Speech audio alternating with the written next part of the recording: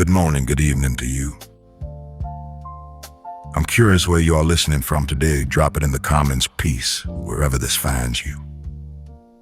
Come on in and take the weight off for a little while. I want you to know before we even get started that this right here, this is a safe place. A place for the real you, not the you that you put on for your boss, not the you that you show to your in-laws. The real you, because we need to talk. There's a question that's been sitting heavy on my spirit. A question that I think gets to the heart of so much of our hidden pain. And it's this: why are we so afraid, so terrified to just admit when we are not okay? The title of this conversation we're about to have is The Heavy Weight of Your Other Faces. I want you to think about the last time somebody asked you, how you doing? What did you say? For 99% of us, the answer is a reflex. It's a script we've learned since we were children. I'm fine, I'm good, blessed and highly favored. We say it so fast, we don't even think about it. It's a social handshake, a password to get through the day without anyone looking too close. But what happens when it's a lie? What happens when you are not fine? What happens when you are crumbling on the inside? When you're carrying a grief so heavy it feels like you're walking through wet cement? When you're wrestling with an anxiety so sharp it's cutting you up from the inside out? When you're so disappointed, so heartbroken, so tired that the very act of getting out of bed felt like a battle this morning? And still, the first person you see says, "Hey, how are you?"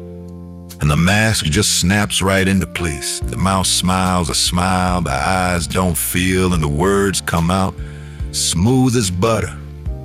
"Oh, I'm fine. Thanks, doing good."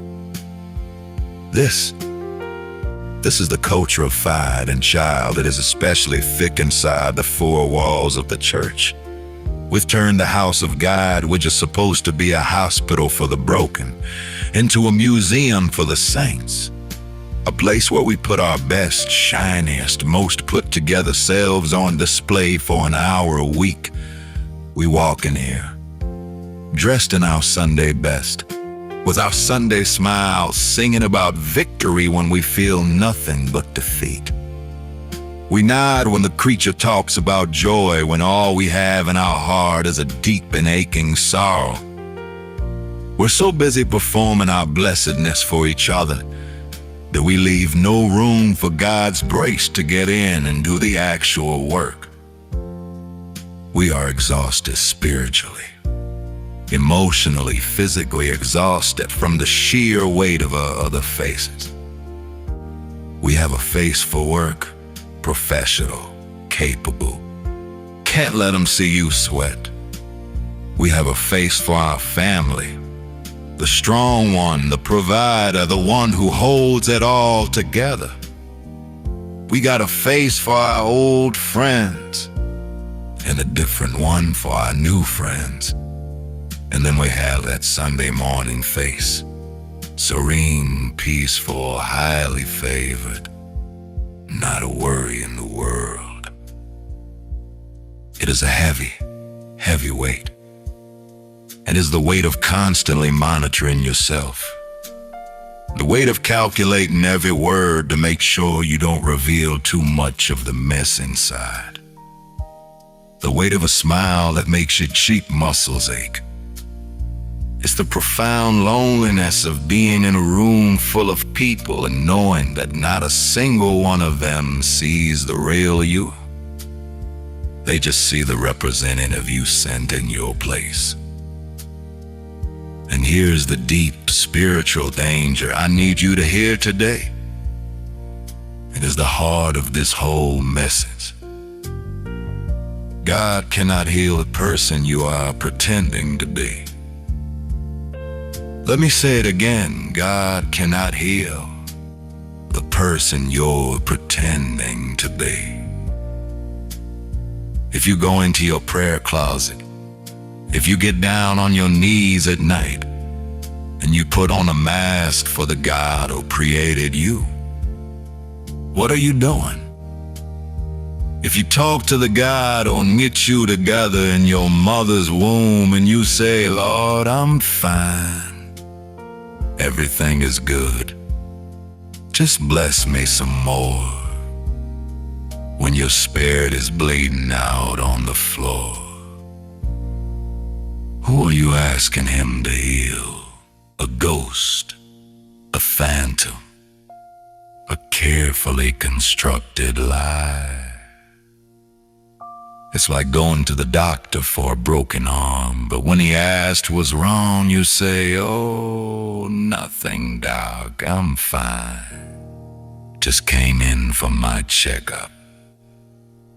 The doctor, with all his wisdom and all his medicine, can't set a bone that you refuse to show you is broken.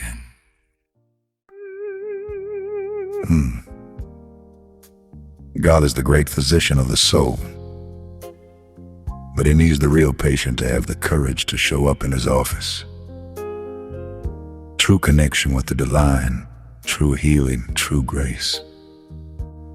It can only happen when you have the raw, terrifying, beautiful courage to be your real, messy, broken, and authentic self.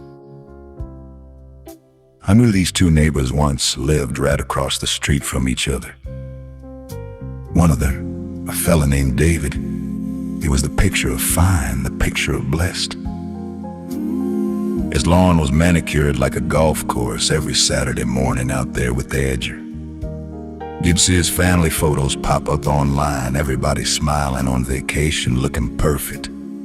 You'd pass him getting his mail, and it was always a big, cheerful morning. Beautiful day God has given us. He was the perfect neighbor. And right across the street lived a woman named Sarah, and Sarah, well, Sarah was a bit of a mess. Not a wreck, just real. The weeds in her flower bed had a tendency to win the war. Sometimes her car was a little dirty. You'd see her and she'd smile, but sometimes her smile looked tired. She wasn't putting on a show, she was just living her life. And for years they did this little dance, morning David, morning Sarah, how you doing? Doing great, you? Oh, I'm fine. A conversation of masks right there in the bright morning sun. Then one Tuesday, Sarah was bringing in her groceries, and it was just one of those days. The phone had been ringing with bad news, a bill she wasn't expecting arrived, and she just felt the weight of it all. And as she was walking up her driveway, the cheap paper bag just gave out, and everything went everywhere. A can of soup rolled into the street, an apple bruised on the concrete, a carton of eggs cracked open. And she just stood there, staring at the mess. And in that moment, the mess on the driveway was a perfect picture of the mess she felt inside. And just then, David comes out to get his mail, and he sees her. And he starts with his usual script. Whoa there, Sarah. Looks like you had a little. And he was about to make a cheerful little joke. But he saw the look on her face, and he stopped. And Sarah looked at him with no mask on, with tears welling up in her eyes. And she said the bravest thing a person can say. She looked at Mr. Perfect and she said, David, I'm not okay. I'm not okay. And in that moment of authentic, messy brokenness, something in David shattered that one. Honest sentence from his neighbor was a hammer blow to the perfect facade he had spent years building. A cheerful mask on his own face just crumbled. And this man who was always fine, he just leaned against his mailbox and his shoulders started to shake. And he broke down right there on his perfect manicured lawn. And to his sobs, the truth came pouring out.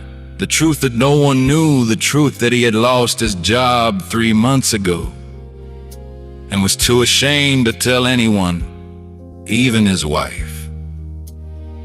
The truth that the smiling vacation photos were taken on a credit card he couldn't afford to pay.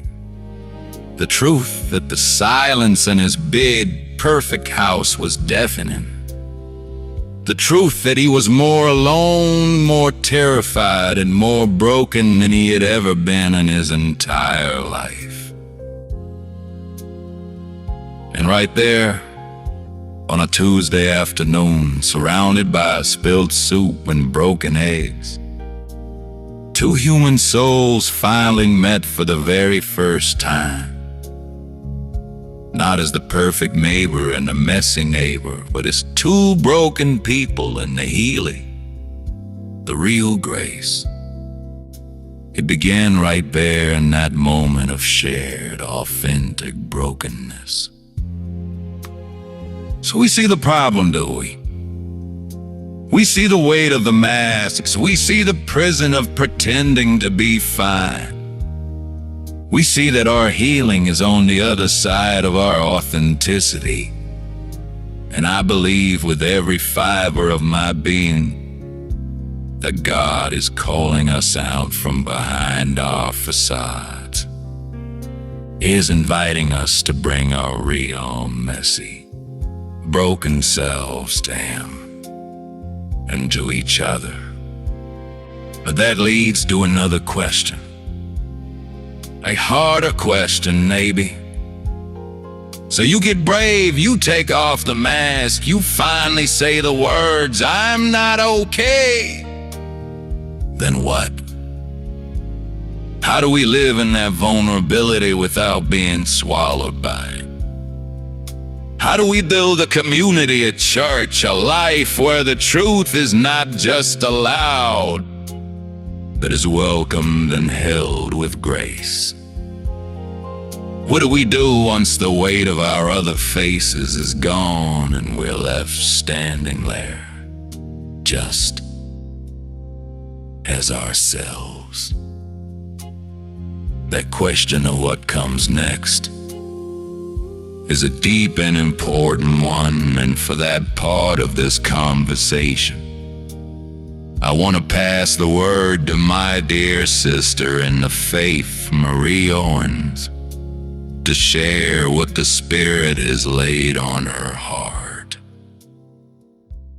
about this very thing. Thank you, my dear brother Jessie. Thank you for setting the table so honestly, for having the courage to name the sickness that so many of us are suffering from in silence, this exhaustion from performing a life instead of living one.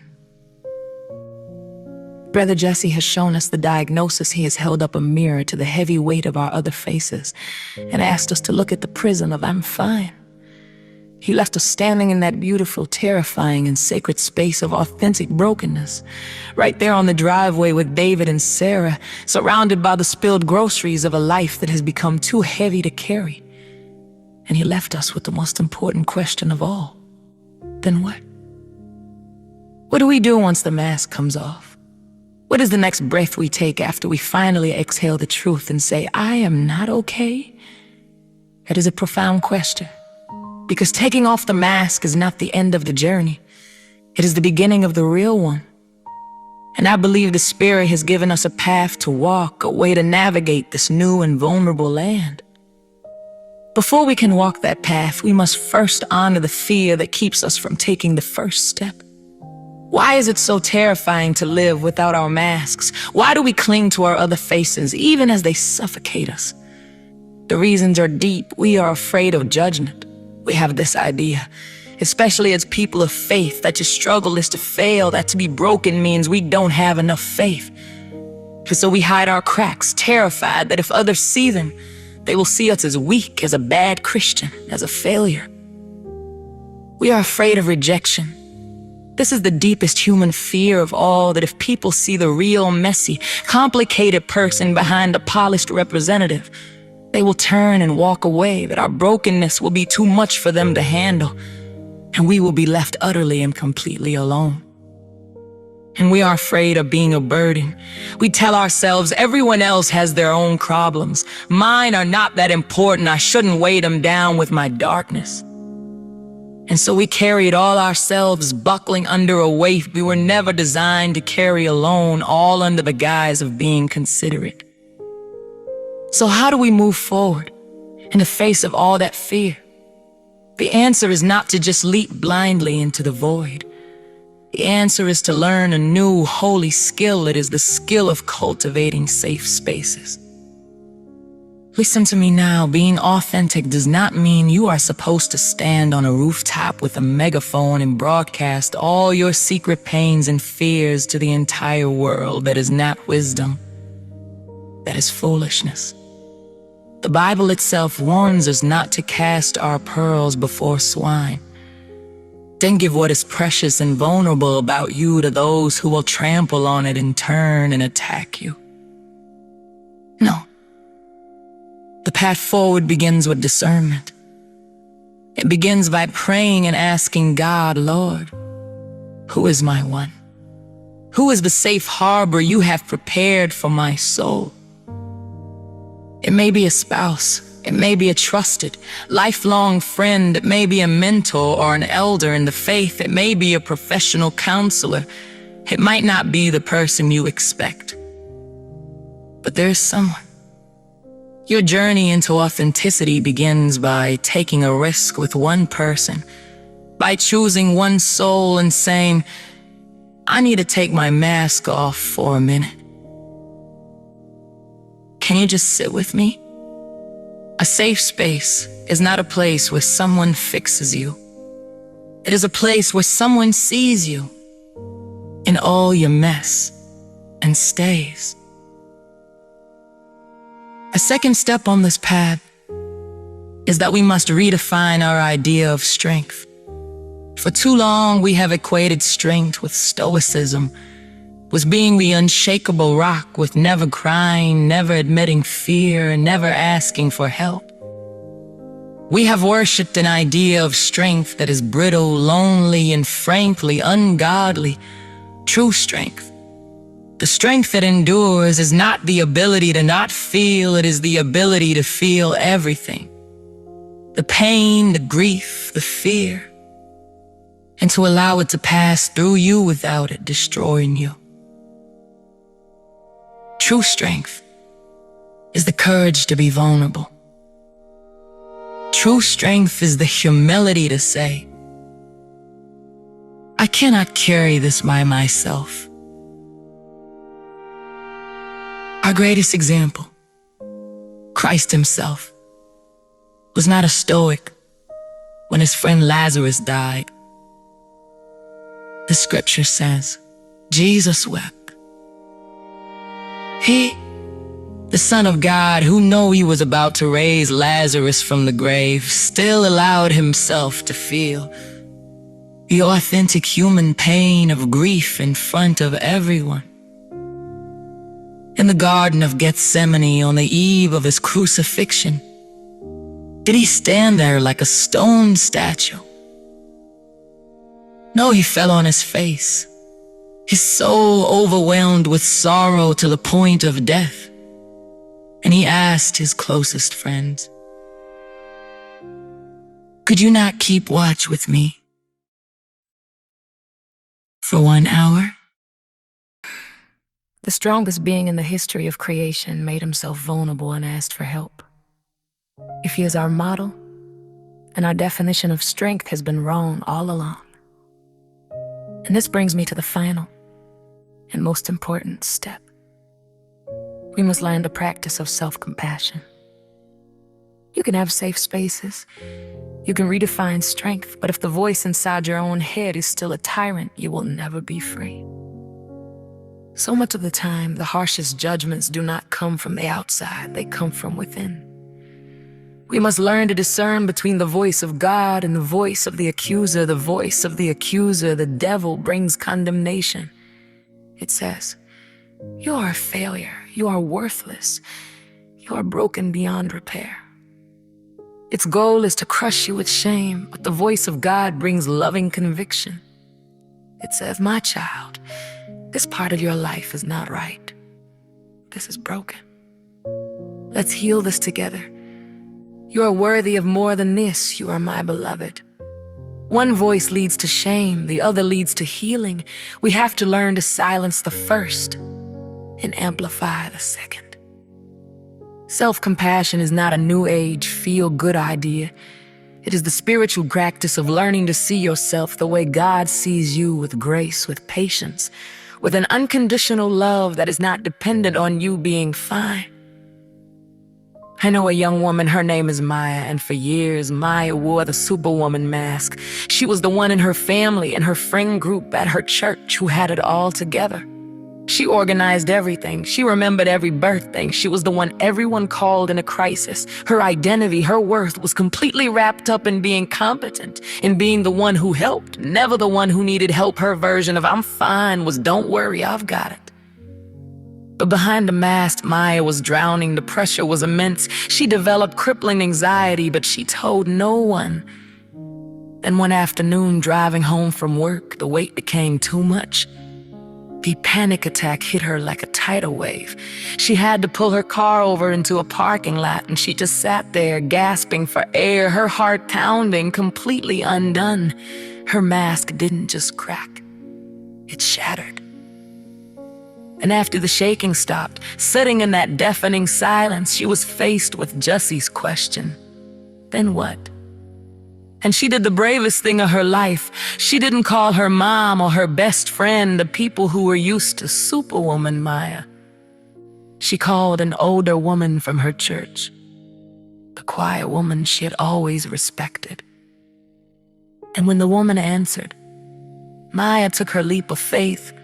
She whispered, "Mrs. Carroll, I think I'm in trouble. I don't think I can do this anymore."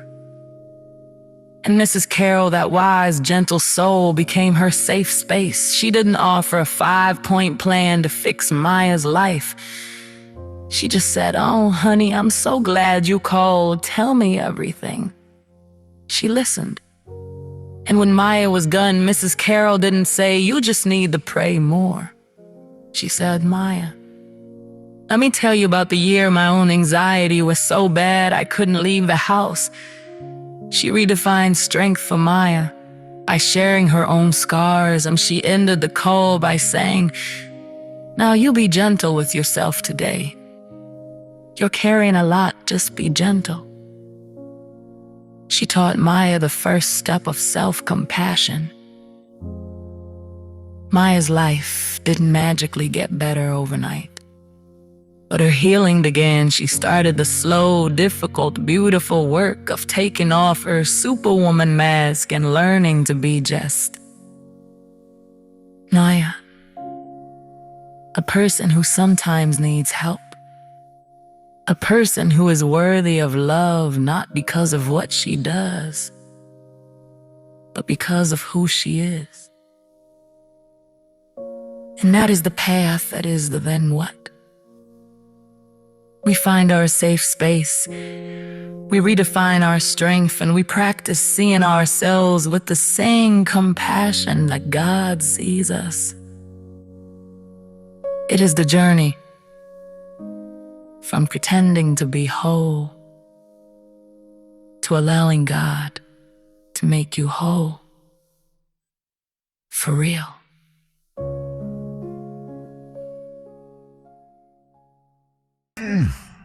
Wow. Amen, Sister Marie. A wonderful, wonderful explanation. Taking us from the what to the how. Just beautiful. You see, family, it's a journey first. The courage to be honest, to let that mask fall. And then the wisdom to be vulnerable, to find that safe harbor, to redefine what it means to be strong in the eyes of the Lord. So here's my final advice to you today.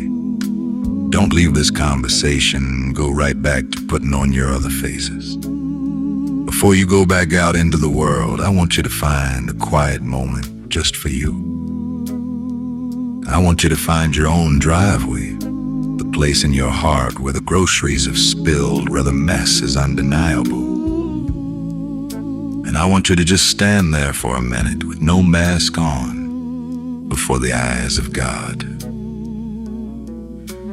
Don't ask for anything. Don't perform anything. Just be broken, be tired, be confused, be you. And just let him see you.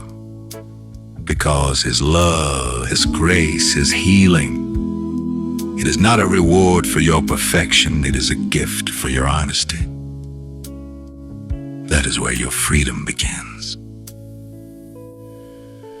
Go in peace, go in truth, and be gentle with yourselves, because you are a precious and beloved child of the King. God bless you.